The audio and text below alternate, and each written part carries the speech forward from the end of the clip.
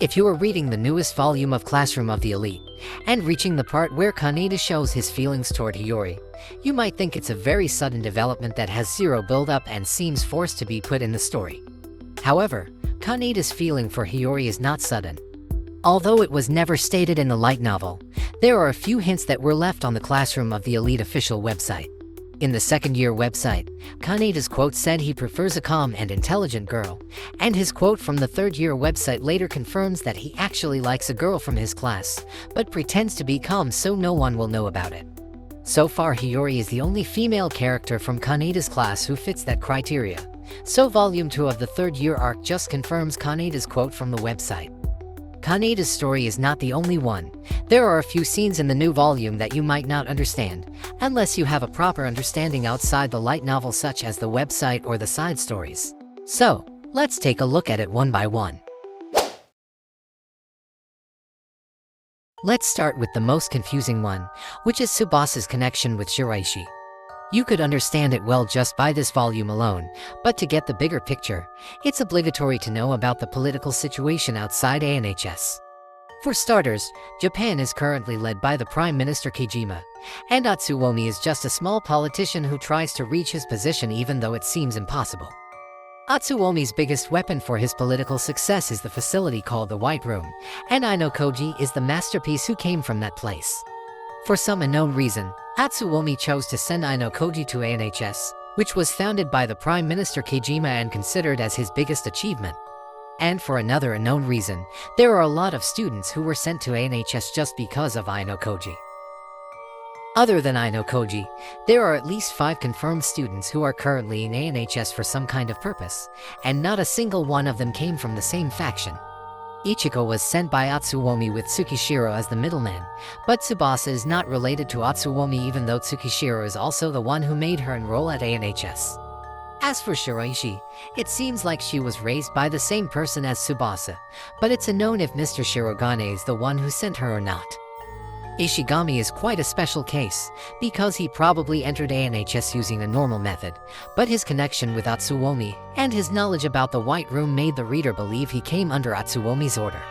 However, before it's clearly confirmed, it's better to keep watching his every movement.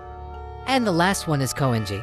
He said there was a special circumstance that made him unable to go back to China, but the reason for it is still a mystery. His father is most likely the one who put him in ANHS, and it seems his enrollment has something to do with Kijima. In conclusion, all of them came from different places and had different goals, but they are somehow linked because of a single entity known as Ayanokoji Gyotaka. Tsubasa and Shiraishi share some connection, but they are not an ally but also not an enemy. However, if we took all the confusing parts, the current battle inside ANHS is still a battle between Atsuomi and Kijima, but we just didn't know who belonged to whom. That's why it's still too fast to take a conclusion about Shiraishi. However, this revelation about Shiraishi gave us a bit of a hint about her connection with Sakayanagi. From Volume 0, we know that Sakayanagi once came to the White Room following his father, so if Shiraishi was also raised in some kind of special facility, there is a chance Sakayanagi met her in the past, which means that it's possible that Chairman Sakayanagi is connected with the facility where Shiraishi was raised. And since we know that Chairman Sakayanagi is part of Kijima's faction, the chance of Shiraishi being raised in Kijima's secret facility starts to sound plausible. But once again, let's just wait and see what will happen. The sudden feeling of Ayanokoji toward Hiyori raised many questions not only from the readers, but also from the ones around him, which in this case is Hashimoto. When Hashimoto learned about Ayanokoji's interest toward Hiyori, he suddenly grew uneasy, and made one single comment that left me a bit confused. He said that it's fine if Ayanokoji wants to go back with Karizawa. It's also fine if Ayanokoji ends up dating Ichino-san, but if it's Hiyori, Hashimoto strongly suggests Ayanokoji to not go near her. Hashimoto didn't tell him the reason, so it made me wonder what exactly Hashimoto saw in Hiyori that made him worried, even if she is a student from another class. The first possibility is because Hiyori is a student from the Ryuwen class. They could date each other, but Ryuwen is not going to let it happen.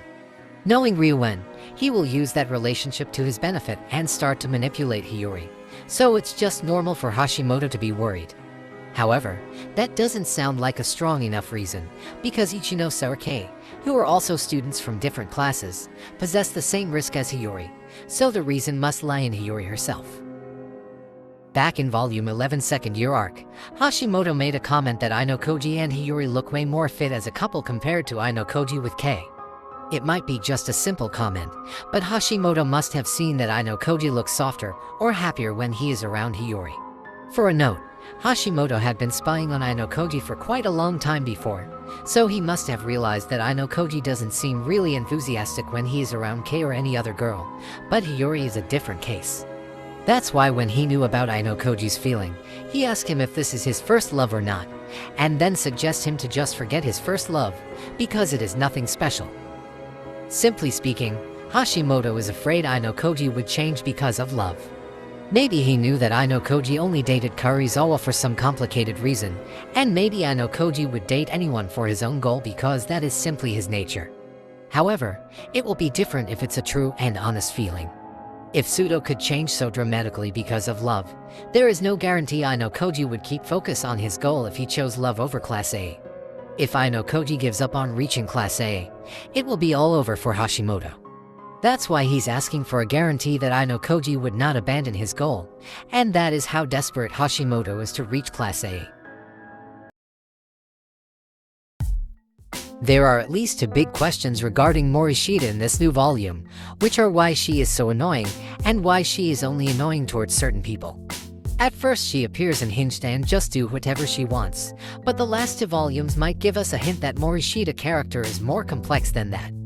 Morishita first appears in volume 9.5, and immediately gets a side story for herself in the next volume. She made her intention clear, which is to maintain their position as Class A. In volume 12.5, she made an experiment to observe Ayanokoji by playing with the ants. And from that experiment, she realizes that Ayanokoji is trying to use them for something, and her suspicion becomes clear when Ayanokoji starts to talk about transferring to their class. She also said that she heard something from Sakayanagi, so she finally reached the conclusion that Ayanokoji could not be trusted. Morishita's act of keeping following Ayanokoji is probably her effort to prevent Ayanokoji's betrayal, and her continuous action of bullying him is most likely a mix of her antics and also an experiment to draw more of Ayanokoji's reaction. She didn't trust Ayanokoji, but the class needed him to win, so Morishita acted as the observer to keep him in check. However, it turns out Morishita's habit of becoming annoying is not something that knows no boundary, which means she only acts like that in front of specific people. The last two volumes made it clear that Morishita always shuts her mouth whenever there is a dangerous person near her, just like when Riwen confronts Ayanokoji in the cafe, or when Komiya and Kondo sandwich them on their way to school. Morishita is fine messing with her classmates, and she also doesn't mind messing with Ayanokoji when he is still in his old class, so it seems Morishita is only afraid of people who looks like a delinquent. This is just a small prediction, but it seems like Morishita had a history of being a bully victim, or at least a victim of violence back in the past. Since her personality is annoying, there must be some hot-tempered people who cannot tolerate her action, resulting in bullying or an act of violence. That's why Morishita keeps her mouth shut when a delinquent is near her, but starts to talk big as soon as they leave. Since Morishita is guaranteed to become one of Ayanokoji's closest companions, Kinugasa must have prepared a story for her. And bullying is indeed sounds like a good story to explain why she likes to bully others, but becomes scared in front of someone stronger than her. It sounds like a repetition of Kurizawa's story, but let's just see how it will go.